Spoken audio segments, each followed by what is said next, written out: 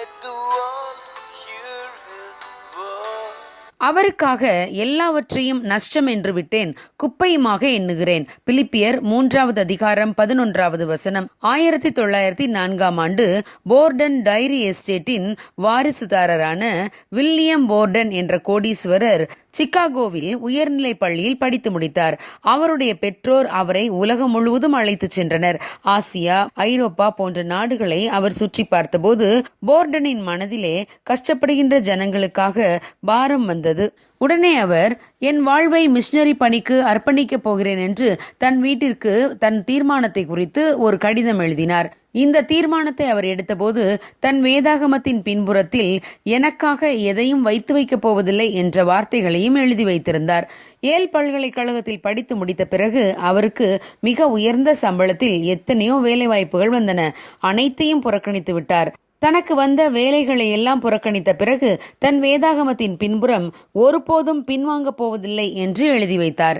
அதற்கு பின்பு பிரின்ஸ்டன் வேதாகம கல்லூரியில் படித்து சீன தேசத்துக்கு மிஷனரியாக கிளம்பி சென்றார்.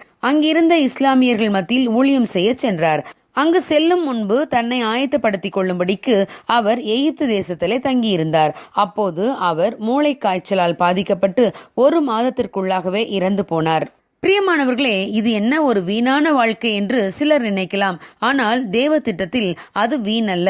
போர்டன் தன்னுடைய வேதாகமத்தில் ஏற்கனவே எழுதி வைத்திருந்த 2 வாக்கியங்களுடன் 3வதாக மனம் வருத்தப்பட போவதில்லை என்றும் எழுதி வைத்திருந்தார்.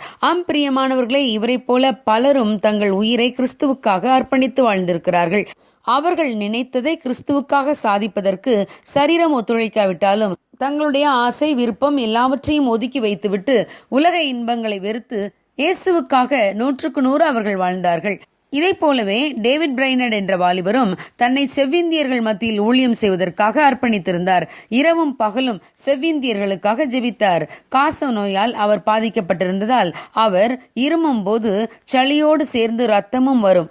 எதையும் பொருள்படுத்தாமல் இயேசுவுக்காக ஊழியம் செய்து தன்னுடைய 29வது வயதிலேயே மரித்து போனார்.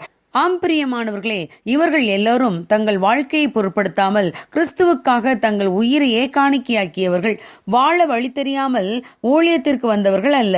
அனைத்தையும் துறந்து கிறிஸ்துவுக்காக வாழ்ந்து மடிந்தவர்கள். பவுல் அப்போஸ்தலன், கிறிஸ்து எனக்கு ஜீவன், சாவு எனக்கு ஆதாயம் என்றார். இந்த விசுவாச வீரர்கள் அனைவரும் கிறிஸ்துவுக்காக குறைவையும் உபத்திரவத்தையும் துன்பத்தையும் அனுபவித்தார்கள். பிரியமானவர்களே, நாம் கிறிஸ்துவுக்காக நம்முடைய ஜீவனை தரவில்லை என்றாலும் குறைந்தபட்சம் பரிசுத்தமான ஒரு வாழ்க்கை வாழ நம்மை அர்ப்பணிக்க வேண்டும். வேதத்தின் வெளிச்சத்திலே நடக்க நம்முடைய மனம் உற்சாகம் கொள்ள வேண்டும். உலகம் முழுவதும் பயணித்து சுவிசேஷம் அறிவிக்காவிட்டாலும் நமக்கு மிகவும் அறிமுகமானவர்களுக்காவது இயேசுவின் சுவிசேஷத்தை அறிவிப்போம். அப்பொழுது அநேகர் இயேசு கிறிஸ்துவை தங்கள் சொந்த இரட்சகராக ஏற்றுக்கொள்வார்கள். God bless you. Have a good day.